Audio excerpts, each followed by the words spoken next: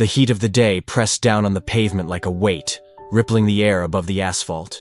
Outside the private hospital's glass entrance, people hurried in and out, some on their phones, others with coffee in hand, all too busy to notice the woman crumpled near the steps. She was dressed in worn-out clothes, her hair matted, and her breath shallow. Her body leaned against the concrete wall, as if it were the only thing still holding her up. She hadn't collapsed all at once. It was more like a slow fading, an exhaustion that had built over time, unnoticed and untreated. She had come seeking help, but at the front desk they told her, "This is a private facility, madam. We can't admit you without insurance or payment." She didn't argue. She simply nodded, turned around, and sat down outside, too dizzy to walk away, too proud to beg.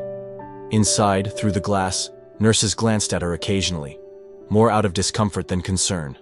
Some whispered. Others looked away. A few patients nearby noticed her too, but no one acted. Until a figure approached. He wasn't wearing a lab coat or a badge. He didn't speak loudly or wave his arms. He simply walked straight to her, knelt down, and asked quietly, "Do you need help?" She looked up, eyes barely open.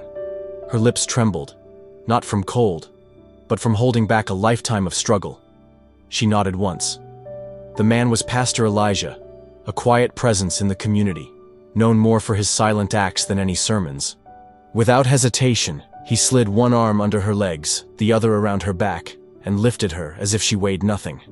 And then, he carried her through those same glass doors, past the front desk, past the whispers, past the rules. Gasps echoed across the reception as Pastor Elijah crossed the lobby with the woman in his arms. A nurse at the front desk instinctively stood, holding up her hands as if to block him. Sir, you can't bring her in here without registration," she said, voice caught between protocol and shock. But Elijah didn't even slow his pace. His eyes were focused, his steps deliberate. "Then register her now," he replied calmly, without raising his voice. "Or I'll lay her down right here on your floor, and every person in this building will know who let her die." The room fell silent. A security guard near the hallway hesitated, unsure if he should intervene. But something in Elijah's expression, a steady, defiant compassion, made even the guard step back. He gently laid the woman down on a vacant stretcher near the triage room. Nurses stood frozen, caught in the conflict between hospital policy and the raw humanity playing out in front of them. The woman groaned softly, barely conscious. Her skin was pale, her hands cold. Pastor Elijah knelt beside her, held her hand, and whispered something no one could hear.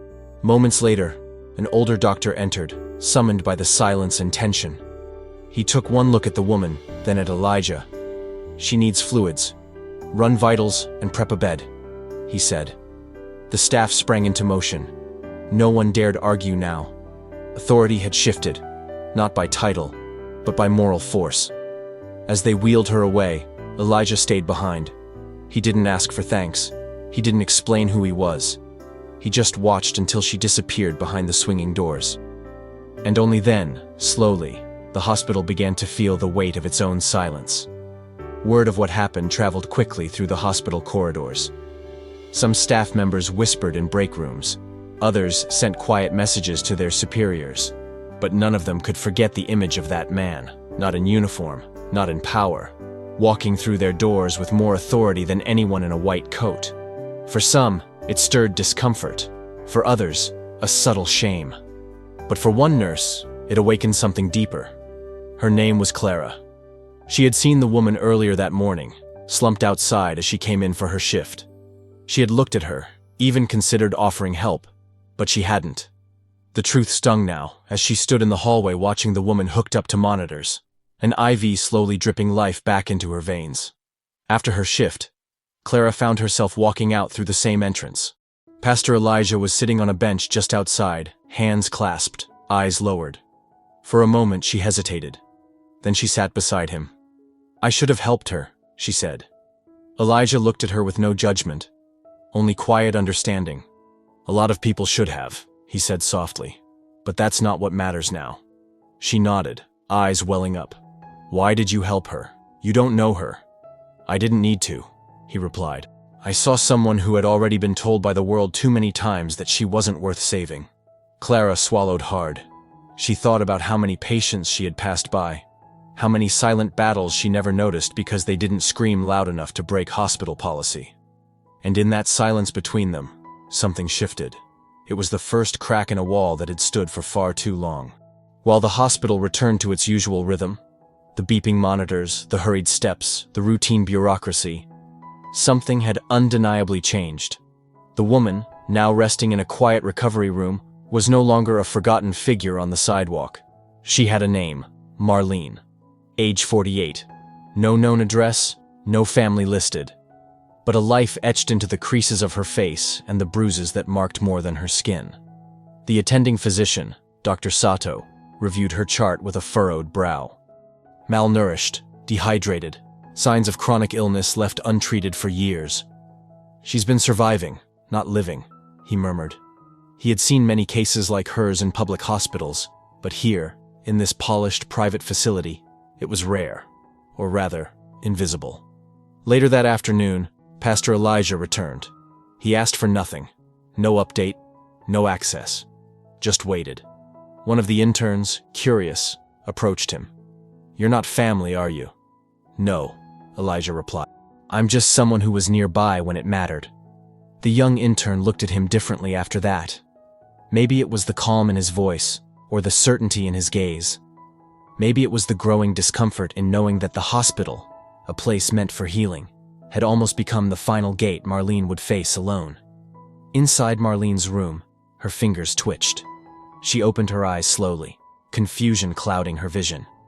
For a moment, she didn't recognize the white ceiling or the hum of machines.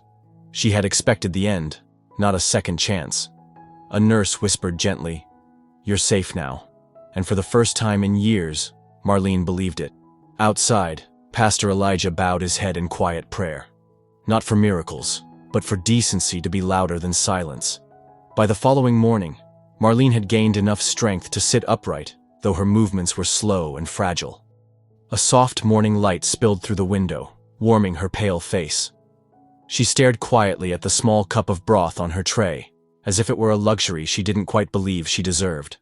Her eyes scanned the room, clean sheets, fresh air, machines monitoring her pulse, and then drifted toward the door, half expecting someone to barge in and tell her it had all been a mistake. Instead, it was Clara who entered, holding a folded blanket and a small book. She smiled gently. "I thought you might be cold." Marlene blinked, then nodded, unsure how to respond. She wasn't used to kindness coming without conditions. Clara pulled up a chair and sat beside her, not as a nurse on duty, but as a woman who had seen something in Marlene that reminded her of her own mother. The same tired shoulders, the same quiet dignity beneath the hardship. "You were very brave to come here," she said. Marlene shook her head weakly. "I was just desperate." Clara looked her in the eyes. "Desperation doesn't carry people through doors, courage does." For a moment, neither spoke. Outside the room, Pastor Elijah paced slowly in the hallway, silently reading a small Bible in his hand. He didn't intrude. He never did. He simply remained, present, steady, as if his role was to remind the world that someone was still watching when no one else cared to see. Meanwhile, word had spread beyond the hospital. A staff member had posted anonymously about the incident on social media. The story was gaining traction, sparking outrage and inspiration. People were asking, who was the woman? Who was the pastor? But Pastor Elijah didn't care about going viral. He cared about what would happen next. In a quiet corner of the hospital cafeteria, Dr. Sato sat alone with his coffee, eyes fixed on the rising number of comments under the now viral post. The headline read, "Woman collapses outside hospital. Pastor carries her inside when no one else would." Beneath it, hundreds of comments poured in. Some praised the pastor's courage. Others condemned the hospital's refusal. But the ones that struck hardest were those that shared similar stories. People turned away, dignity denied, help delayed because of a missing card or an unpaid balance. Dr. Sato closed his phone and rubbed his temples. He had chosen medicine to heal, not to gatekeep. And though he hadn't denied Marlene himself, he was part of a system that had. That weighed on him now more than ever. Meanwhile, upstairs, Clara helped Marlene comb her hair. It was a slow process. The tangles were many, and Marlene winced with every pull. But there was something sacred in the simplicity of the act. "It's been a long time since anyone touched my hair," Marlene said softly. Clara smiled. "Everyone deserves to be cared for." Pastor Elijah entered just then, his eyes meeting Marlene's. She reached for his hand without hesitation, as if they had always known each other. "Why did you help me?" she asked, voice still fragile. He sat beside her bed, his hand warm and steady. "Because sometimes, the smallest kindness can rewrite someone's entire story." Tears welled in her eyes. She had lived a life of invisibility, always on the edges, always too quiet to matter. But in that sterile hospital room, surrounded by strangers who had chosen to see her, she felt something awaken that she thought had died long ago, the belief that she was worth saving. Later that evening, a hospital administrator named Mr. Callahan arrived on site. He had received calls from the board, from journalists, even from the mayor's office, all asking the same question: how could this happen in your hospital? The pressure was mounting, and the institution's carefully curated image as a beacon of elite care was now cracking under scrutiny. He marched into a meeting room, where department heads had already gathered, faces tense. "We are not a charity," Callahan began, his tone sharp. "But we are also not heartless. We need to issue a statement, clarify the situation, and make sure this kind of incident never repeats." Clara was in the back of the room. For a moment, she hesitated, then raised her hand. "Sir, with respect, if we never let it happen again by only controlling the narrative, then we've learned. That man out there, that pastor, showed more humanity than all of us combined." The room fell silent. One doctor murmured, "She's right." Outside the glass doors, unaware of the meeting, Pastor Elijah continued his quiet vigil. He didn't leave, not even for food. He spent the night in the waiting area, coat folded beneath his head, Bible in his lap. Occasionally, nurses passed by and offered him coffee or blankets. He accepted the kindness, but said little. In the early hours, Marlene stirred again, her breathing steadier now, her eyes more alert. Clara sat beside her, holding her hand. "I dreamed I was drowning," Marlene whispered. "And then someone lifted me up." Clara squeezed her hand gently. "You're not dreaming anymore." It wasn't just Marlene's healing that was underway. The hospital itself, its people, its policies, its soul, had begun a quiet transformation. And it all started with a man who refused to let a woman die alone on the pavement. By sunrise, the hospital felt different. Not louder or busier, but more aware. People moved with more purpose. A few nurses left extra blankets in rooms without being asked. One janitor paused his shift to pray quietly outside the chapel doors. Small gestures, subtle, almost invisible, began to ripple through the building like waves born from a single drop. In Marlene's room, a tray of warm breakfast waited beside her bed. She was sitting up now, supported by pillows, color slowly returning to her cheeks. Clara brought a small mirror and gently placed it in her hand. Marlene stared at her reflection for a long moment. "I hardly recognize her," she whispered. "That's not who you were," Clara said gently. "That's who you're becoming." Downstairs, Pastor Elijah was approached by a young woman holding a press badge. "Pastor," she said cautiously, "I've been sent to write about what you did. The world wants to know who you are." He looked at her kindly. "It's not about who I am. It's about who she is, and how we all forgot to look." "But people want a hero," the reporter pressed. "I'm not the story," he replied. "She is." The journalist lowered her eyes. For a moment, she said nothing. Then she asked, "Can I at least tell it right?" He nodded. "Then start by telling the truth." She was refused care, and still, she had the strength to show up. Back in her room, Marlene touched her chest where the hospital gown opened slightly. Her heart beat steady beneath her palm. "I'm alive," she whispered to herself. Not in disbelief, but in reclamation. Like the words were hers again. And outside that hospital, the city too was beginning to listen. By mid-morning, a press van parked outside the hospital gates. Reporters waited near the sidewalk, lenses ready, whispers flying. But when Pastor Elijah stepped out for a brief walk and was met with flashes and microphones, he simply raised one hand. No interviews, he said calmly. If you want to help, look around your own city. She's not the only one. And with that, he turned and walked away from the cameras, not out of pride, but principle. This wasn't about headlines or praise. It was about a woman whose name no one had cared to ask, and whose life had nearly ended on concrete because she was poor. Inside, Clara sat with Marlene as she peeled a small orange brought by one of the nurses. The citrus scent filled the room, and Marlene smiled faintly. "This reminds me of when I was a girl," she said. "Before everything got complicated." Clara asked gently, "Do you want to tell me about it?" Marlene hesitated, then nodded. "I had a son. Once, a long time ago. I left to protect him, from things I couldn't fight, and somehow I just never found the way back." Her voice cracked. Clara placed a hand on hers, firm but warm. "Then maybe this is your way back now." Marlene's eyes welled with tears, not from sadness, but from the weight of being seen. Truly seen. That afternoon, the hospital issued a formal statement. It acknowledged the error. It promised reform. And it included something unexpected. A public thank you to the unnamed pastor who reminded them of their duty not just to policy, but to people. And in room 214, Marlene, once forgotten, now held a story that no one could ignore. Days passed. Marlene's condition continued to improve, and with it came the slow but steady return of her voice, not just physically, but spiritually. She began to ask questions, engage with nurses, even smile when Pastor Elijah arrived, always with something simple in hand, a warm scarf, a soft prayer, a memory from his own life offered in quiet solidarity. The hospital had changed too. A new sign appeared near the main entrance. Compassion first. No one turned away. The staff had begun training sessions on human-centered care. Clara volunteered to lead the first one, using Marlene's story, with her permission, as a case study. She wasn't a burden, Clara said to her colleagues. She was our test, and we almost failed.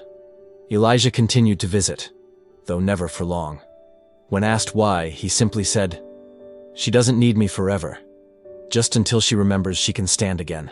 One afternoon, Marlene stood. It was shaky. It was slow. But with Clara on one side and a walker on the other, she made it across the room to the window. The city stretched before her, full of noise, of indifference, yes, but also full of possibility. "I don't know where I'll go when I leave," she admitted, breathing hard but smiling. "We'll figure it out," Clara replied. "Together." That night, a nurse walked past Marlene's room and paused. She saw the patient asleep, peaceful, her hands folded over her chest, and next to her, resting on the chair, a handwritten card. It read, "You matter, not because you're sick, not because you survived, but because you are here, and that is enough." Signed, E. 1 week later, Marlene was discharged. No fanfare, no press. Just a quiet moment in the lobby where she stood, wrapped in a clean coat, a small donated bag in her hand. Clara walked her out, step by step, as the automatic doors opened to the morning light. Outside, Pastor Elijah was waiting. Not with a car, not with a plan, just with presence. "I don't know where to go," Marlene said honestly.